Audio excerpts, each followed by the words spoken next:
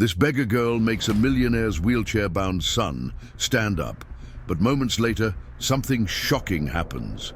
Comment and give my story a rating from 0 to 10.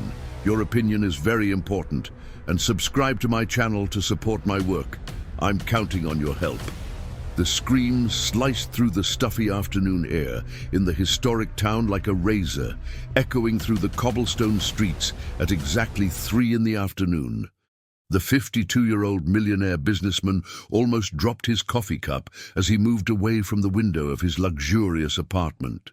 It was always at the same time, always with the same desperate intensity that made his heart clench. For 3 weeks in a row, that sound had been coming from the colonial house across the street, a 2-story yellowed building with peeling blue window frames that contrasted with the elegance of the modern building where he lived.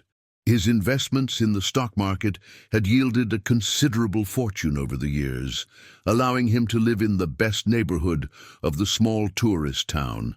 But all his wealth couldn't silence the despair that echoed daily from the neighboring house. "Must be a kid throwing a tantrum," he muttered to himself, adjusting his tie before returning to work. As the owner of the largest construction company in the region, he was used to solving complex problems, but he preferred to keep his distance from other people's dramas. Especially after 5 years of living alone since he lost his wife on a rainy night, he preferred not to remember. Across the street inside the colonial house, the 4-year-old girl huddled in the corner of the kitchen, her young age insufficient to understand why her aunt hated her so much. The 38-year-old woman held firmly a metal spoon she had heated on the wood stove, her eyes red from the alcohol, fixed on the child who trembled before her. "You're a plague on this house," the aunt hissed, her voice slurred from the booze she'd been consuming since noon. "Because of you, my sister is gone. Because of you, I lost everything."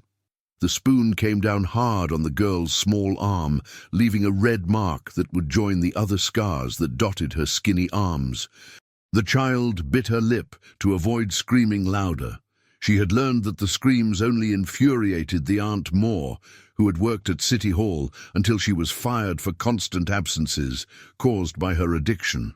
The girl closed her eyes and tried to remember her mother's soft voice singing that lullaby before she went to sleep.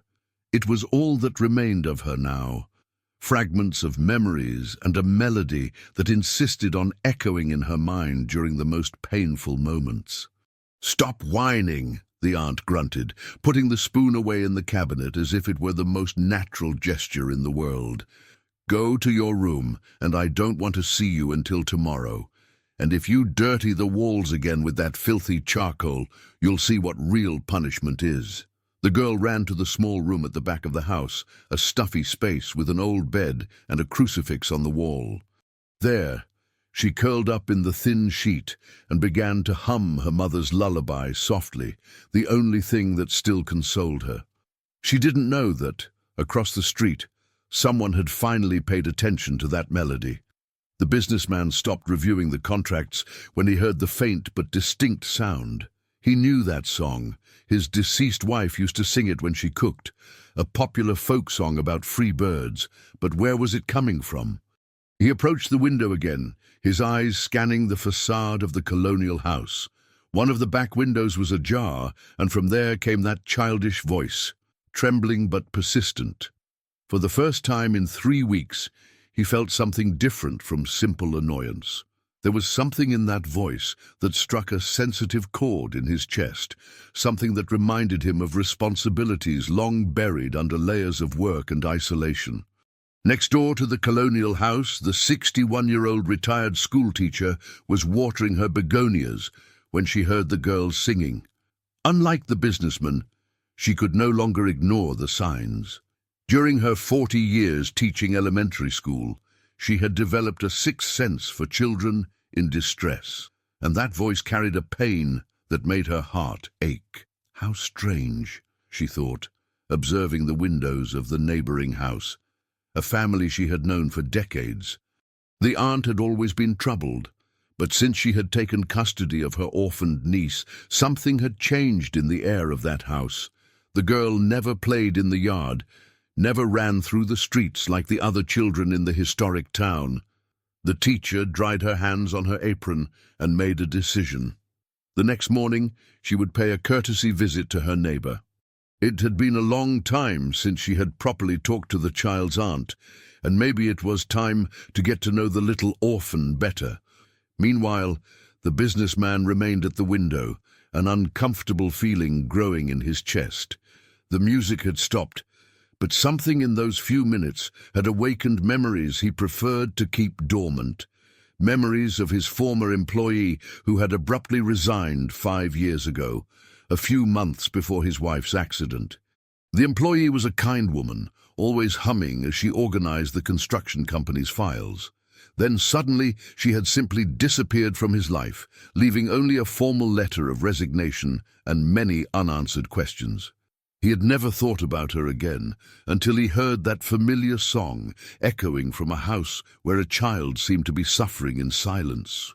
The sun began to set over the mountains surrounding the town when the girl finally fell asleep, exhausted by pain and fear. Her little fingers squeezed the sheet, and in her dreams she flew like the birds she secretly drew on the kitchen walls with pieces of charcoal found in the yard. Across the street, the businessman closed the curtains and tried to return to work, but he couldn't concentrate. Something had changed that afternoon, something he didn't yet fully understand. For the first time in years, he felt that perhaps it was time to pay attention to what was happening beyond his own windows. Night fell on the historic town, but the echo of that children's song continued to resonate in the mind of a man who had spent 5 years running away from his responsibilities. The next morning brought with it the aroma of fresh bread from the local bakeries and the typical bustle of the historic town waking up for another day. The retired schoolteacher put on her best floral dress and combed her grey hair with extra care. There was something in that child's voice that didn't leave her alone, an echo of hopelessness that she recognized from her years as an educator. At 9 o'clock sharp, she knocked on the door of the colonial house. The sound echoed through the silent interior until shuffling footsteps approached. The aunt opened the door with a swollen face and red eyes, clearly suffering the effects of the previous night's drinking. "Good morning," said the teacher with her gentlest smile. "I've come to pay a courtesy visit. It's been so long since we've talked properly." The aunt hesitated, running her hand through her disheveled hair. "Oh, teacher, it's not a good time. The house is a mess."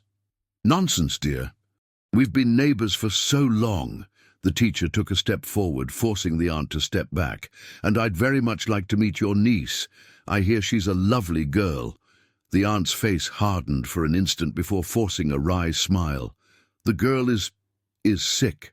High fever. Best not to get close." At that moment, a soft noise came from the kitchen, the sound of something being dragged on the floor. The teacher pricked up her ears, immediately recognizing the sound of a child trying to move silently. "Maybe I can help," the educator insisted. "I have experience with sick children. I raised 3 children. You know how it is." "No need, no," the aunt replied quickly, blocking the entrance with her body. "I already took her to the doctor. It's just a cold. It'll pass soon." The teacher noticed the aunt's nervous hands, the way she avoided eye contact, and especially the strong smell of alcohol emanating from her even though it was so early. All the signs she had learned to recognize during decades dealing with troubled families. Across the street, the businessman watched the scene from his window as he ate breakfast. He had woken up earlier than normal, disturbed by confused dreams where a child's voice mixed with memories of his former employee. When he saw the teacher at the door of the colonial house, a strange curiosity washed over him. The educator finally said goodbye to the aunt, but not before casting an inquisitive glance into the interior of the house. There was something deeply wrong there, and her experience told her that a child was suffering. Inside the colonial house, the aunt slammed the door shut and went to the kitchen, where she found the girl crouching behind the table, trying to hide. The child had tried to reach a glass of water from the sink, but her height didn't allow it, and she had knocked over a chair in the process. "Didn't I tell you to stay in your room?" the aunt snarled, her irritation intensified by the hangover and the unexpected visit. "I was thirsty," the girl murmured, her big eyes fixed on the floor. "Thirsty?" The aunt laughed bitterly. "You want water? Then go get it in the yard. And since you like to make so much noise, you can stay out there until I decide you can come in." The girl went out to the small backyard, a space surrounded by high walls and dominated by a single mango tree. There, she sat on the ground and began to draw with a piece of charcoal she had found near the wood stove. It was always birds, small, large, some flying, others perched on imaginary branches. Each stroke represented her dream of freedom, of flying away from that house where pain was her only constant companion. The hours passed slowly. The aunt had locked the back door, leaving the girl in the yard under the hot midday sun. The child began to feel dizzy, but she knew that knocking on the door would only result in more punishment. So she began to sing her mother's lullaby softly, the melody being her only source of comfort.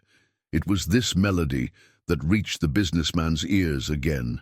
This time he couldn't ignore it. There was something too familiar in that voice, in that specific song. He took his cell phone and, almost without thinking, began to record. He didn't know exactly why, but an instinct told him he might need that evidence. As he recorded, fragments of memories began to fit together in his mind.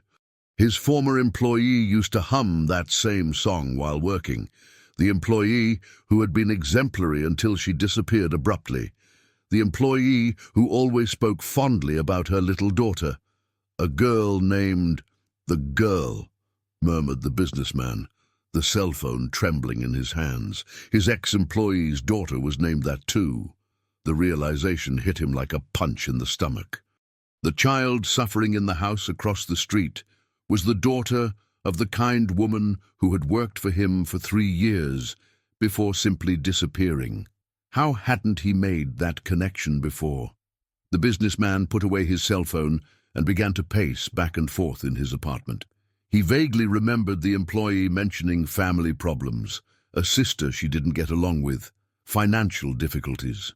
But he was so absorbed in his own problems at the time, the growing conflicts with his wife, the problems at the company, that he hadn't paid due attention. Now, 5 years later, his ex-employee's daughter was across the street, and from the sounds coming from that house, she wasn't in a good situation. The guilt he carried for the loss of his wife multiplied, now including regret for not helping the employee when she clearly needed it. At 3 in the afternoon, punctually, the screams started again.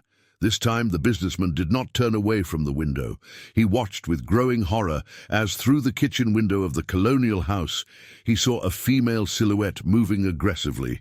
He grabbed his cell phone again and began to record, this time with more determination. What he saw through the cell phone screen made him nauseous. The aunt was holding something in her hands. It appeared to be a kitchen utensil, and gesticulating violently towards a small figure he could barely distinguish. The girl's screams echoed through the afternoon, and this time the businessman couldn't pretend they were just childish tantrums. When the silence returned, he remained at the window for a few more minutes, his heart pounding in his chest. He had just witnessed something that would change everything. His investments in bitcoins and stocks had given him enough wealth to solve any financial problem, but no amount of money could undo what he had just witnessed. The question now was, what would he do with this information? That night, the girl slept on the floor of the backyard, where the aunt had left her as punishment for making too much noise during the afternoon. The child curled up in her own t-shirt and looked at the stars through the branches of the mango tree. In her 4-year-old mind, she made a silent wish to her mother wherever she was, that someone, anyone, would take her away from that place of pain.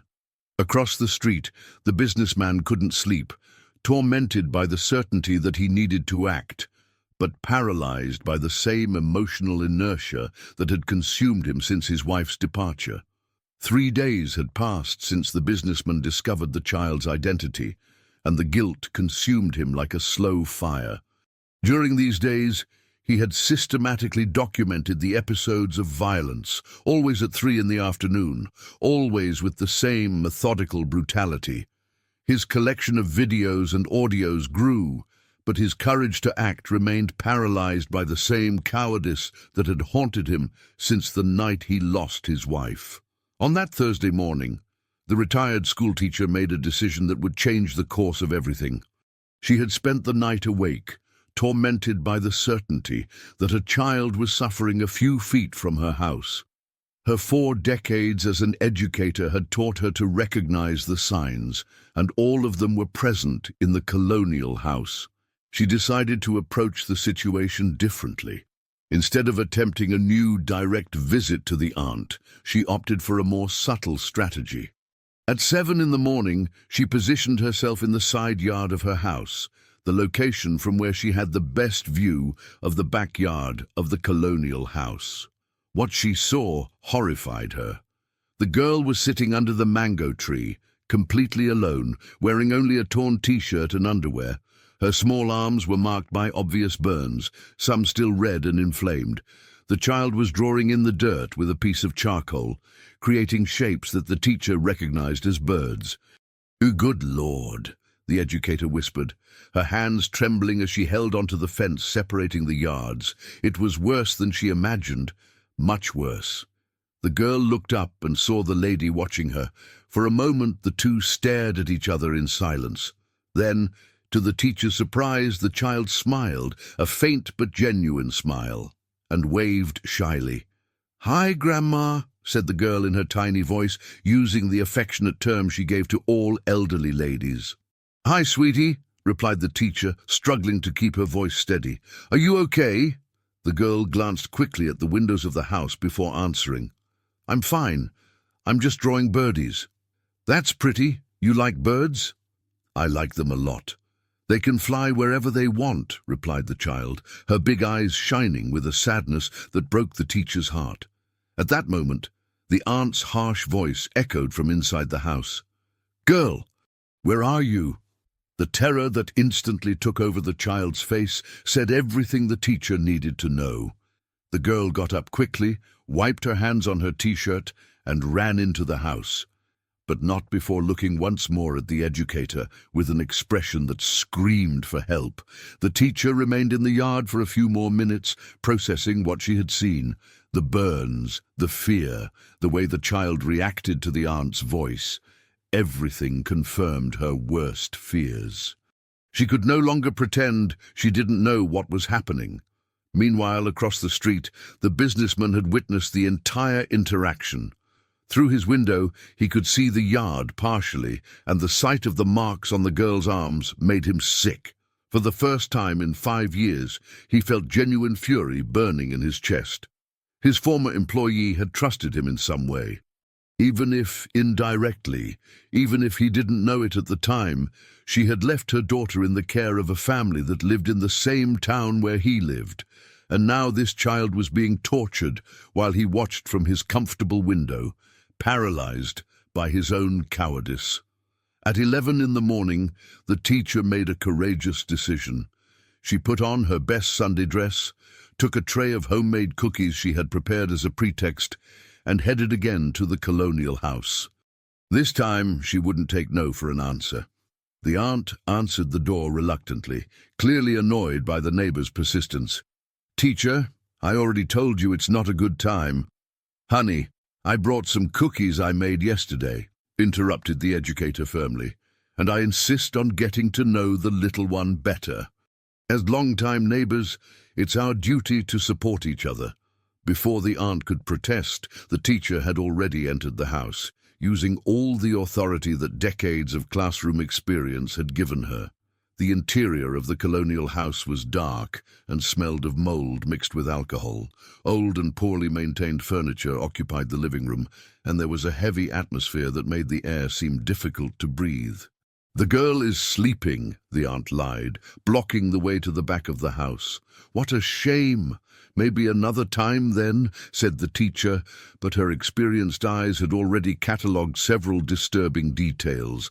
Dark stains on the kitchen floor that seemed to have been poorly cleaned, a metal spoon left on the stove, and especially small charcoal drawings on the walls that clearly had been made by a child.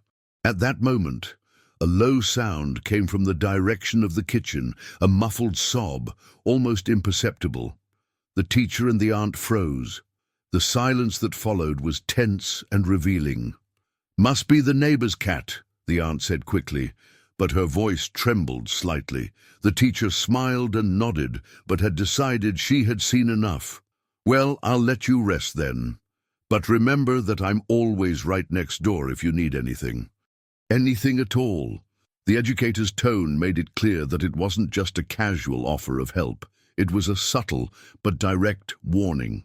After the teacher left, the aunt slammed the door shut and went to the kitchen, where she found the girl huddled behind the wood stove, trying to hide. The child had cried when she heard the teacher's gentle voice, remembering the kindness she had once known. "You were making noise," accused the aunt, her eyes already shining with familiar fury. "No, I didn't make noise," protested the girl, but her small voice sounded weak even to her. The aunt picked up the metal spoon that was on the stove and placed it directly in the flame. The girl recognized the ritual and began to tremble. She knew what was coming next. "You want to get attention, don't you?" the aunt hissed while the spoon heated up. "Want the neighbors to come here and ask questions? You think I don't know how to take care of you?" Across the street, the businessman had positioned his cell phone at the window and was recording again. This time, he managed to capture not only the sounds, but also partial images through the kitchen window. What he saw made him make a decision that would change everything. He could no longer be just a silent observer. His former employee had been a good person, a dedicated employee who always spoke of her daughter with love. This child was his responsibility now, whether he wanted it or not. While the girl suffered another episode of systematic torture, the businessman made a call he hadn't made in months. He called his personal lawyer and former college buddy. "Robert, I need your help with a delicate situation," he said, watching through the window as the girl's screams echoed through the afternoon. "It's about a child, and I think it could be a matter of life." The conversation that followed was intense and urgent. The businessman explained the entire situation, sent the recordings by message, and asked for legal guidance on how to proceed. His stock dividends and investment profits had given him enough resources to hire the best professionals, but he knew he would need more than money to resolve that situation. That night, after the aunt fell asleep drunk on the living room sofa, the girl managed to sneak silently into the yard. Her new burns stung, but the physical pain was less than the pain in her heart. She sat under the mango tree and looked at the stars, humming her mother's lullaby softly. What she didn't know was that, for the first time in months, someone was truly paying attention to her suffering. Across the street, the businessman remained awake, planning every step of the operation that would save the daughter of the woman he had failed to protect years ago. His assets and financial holdings would finally have a purpose greater than simply accumulating wealth. The lawyer arrived at the businessman's apartment on Friday morning with a serious expression on his face. The two men had been colleagues at the university almost 3 decades ago, and Robert knew well the emotional isolation that his friend had built after the loss of his wife. That's why the urgent phone call the night before had surprised him so much. "I need you to tell me exactly what's going on," Robert said, sitting down in the spacious living room of the apartment. "You talked about a child in danger, but I need details." The businessman poured coffee and positioned himself near the window, the place that had become his obsession in recent days. "The girl who lives in the house across the street is the daughter of a former employee of mine. She's being abused by the aunt who's taking care of her." "Abused how?" asked Robert, taking a notepad from his briefcase. Burns, daily screams, neglect. The businessman paused, struggling with the words. I have recordings, Robert, evidence of what's happening. Robert was silent for a moment, processing the information. This is very serious. If you have evidence of child abuse, you need to contact Child Protective Services immediately. I know, replied the businessman, running his hands over his face, but there's something else. The employee worked for me for 3 years. She left abruptly in 2019, a few months before Mariana's accident. I never understood why, but now you feel responsible, completed Robert, understanding the emotional complexity of the situation. The businessman nodded. If I had paid more attention at the time, maybe I could have helped. Maybe she wouldn't have had to leave her daughter with that woman. At that moment, the familiar sound of screams echoed from the house across the street, even though it was only 9 in the morning. Both men turned to the window, and Robert could see the expression of anguish on his friend's face. Does this happen every day? He asked, horrified. At 3 in the afternoon, religiously, but sometimes also at other times, replied the businessman, picking up his cell phone. Want to see the recordings? Robert watched the videos in growing silence, his face paling with each scene. As a lawyer specializing in family law, he had seen many cases of child abuse, but something in the systematization of that violence deeply disturbed him. We can't wait any longer. I need you to give me all these recordings today. I'm going to contact Child Protective Services and the District Attorney's Office. This child needs to be removed from that house immediately. While the two men planned the intervention, across the street, the girl was living another day of terror. The aunt had woken up with a particularly severe hangover and discovered that there was no more alcohol in the house. Her irritation multiplied when she found new drawings of birds that the girl had made on the kitchen wall during the early hours. How many times do I have to tell you not to dirty the walls? Shouted the aunt, holding the girl by the arm tightly enough to leave marks. You're a plague, a curse on this house. The girl tried to explain, to say that she had dreamed of her mother and that the drawings made her feel less alone, but the words were lost in sobs. At 4 years old, she still didn't fully understand why her aunt hated her so much, why each day brought new pain. You're going to be locked in your room until I decide what to do with you, continued the aunt, pushing the child down the hallway. And if I hear so much as a peep, you'll experience a punishment you've never experienced before. The room where the girl was locked was small and stuffy, with only a high window that she couldn't reach. There she curled up in the corner and began to sing her mother's lullaby softly, the melody being her only source of comfort in a world that seemed to have forgotten she existed. It was this song that the retired schoolteacher heard when she passed by the house on her way to the grocery store. The educator had spent the entire night thinking about the conversation with the girl in the yard, the mark she had seen on the child's arms, the atmosphere of fear that permeated that house. The teacher stopped in front of the gate and listened. The girl's voice was weak, but filled with a sadness that broke the educator's heart. At that moment, she made a decision that would change everything. Instead of going to the grocery store, she headed directly to the downtown area where the small office of Child Protective Services was located. She knew the caseworker in charge well, a former student of hers who had dedicated herself to protecting vulnerable children. Anne, I need to talk to you about a very serious situation, said the teacher, entering the office without ceremony. The caseworker looked up from the papers she was analyzing. Mrs. Davison, it's good to see you. What brings you here today? A child in danger. My neighbor. I'm sure she's being abused. The caseworker straightened up in her chair, her expression becoming immediately serious. During her 5 years in the position, she had learned to recognize when a complaint was serious, and the teacher was not the type of person who would make frivolous accusations. Tell me everything, said Anne, grabbing a complaint form. While the teacher related her observations across town, Robert was in a similar meeting at the district attorney's office. The prosecutor listened attentively while Robert presented the evidence collected by the businessman. "This is compelling evidence," said the prosecutor, examining the videos on Robert's cell phone. "I'm going to order an immediate investigation and request the removal of the child from the family environment." "How long will that take?"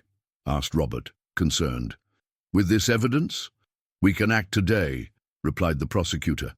"I'm contacting Child Protective Services now." That's how, by a coincidence that would change the girl's destiny, two simultaneous complaints arrived at Child Protective Services on the same morning. Anne was finishing writing down the teacher's account when her phone rang. Child Protective Services, Anne speaking. "Anne, this is the prosecutor. I need you to make an urgent intervention in a house on Main Street. We have evidence of serious child abuse." Anne paused, the pen suspended over the paper. "Is it by any chance the yellow colonial house?" "Exactly. How did you know?" "I just received a complaint about the same house," replied Anne, looking at the teacher with surprise. "Two independent sources. This confirms the seriousness of the situation." At 2 in the afternoon, a coordinated operation was being set up. Anne, accompanied by 2 social workers and a bailiff, was heading to the colonial house. The teacher had offered to accompany the team, using her experience with traumatized children. The businessman watched everything from his window, his heart pounding in his chest. Finally, after days of paralysis, he had managed to act. Robert was by his side, both witnessing the moment that would change the girl's life forever. "You did the right thing," said Robert, placing his hand on his friend's shoulder. "I hope it's not too late," replied the businessman, his eyes fixed on the team approaching the colonial house. In the house, the aunt had left to buy alcohol, leaving the girl locked in the stuffy room. The child continued singing softly, unaware that her life was about to change radically. When Anne knocked on the door of the colonial house and received no answer, she used her legal authority to enter the property. What they found inside surpassed even their worst expectations. A dirty and poorly maintained house, a strong smell of alcohol, and obvious signs of neglect in all rooms. It was the teacher who first heard the weak voice coming from the room at the back. "Someone's here," she said, guiding the team down the hallway. When they opened the door to the room and found the girl huddled in the corner, singing her sad song, everyone present felt a pang in their heart. The child raised her big, scared eyes, not understanding who these people were or what they wanted from her. "Hi, sweetie," said Anne, crouching down to be at the child's height. "My name is Anne. We're here to help you." The girl looked at Mrs. Davison, recognizing the kind lady who had talked to her in the yard. A glimmer of hope shone in her eyes, but it was quickly replaced by fear. "Aunt will be mad," she whispered. "You don't need to worry about that now," said Mrs. Davison, reaching out her hand to the child. "We're going to get out of here, okay?" And so, after 8 months of silent suffering, the girl was finally removed from the house where she had known only pain and fear. 3 weeks later, the medical exams and investigations revealed a devastating truth.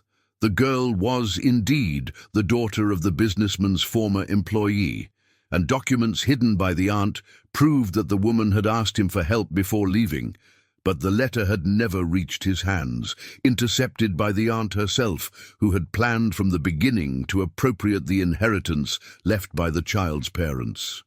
The businessman, discovering that his assets and fortune finally had a real purpose, began the adoption process.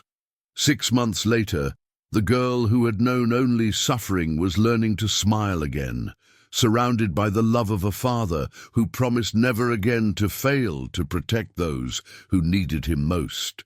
If you enjoyed this wonderful story, please comment and give it a rating from 0 to 10. Your opinion is very important. And if you love heartwarming stories, subscribe to my channel. I promise to make your day better with my videos.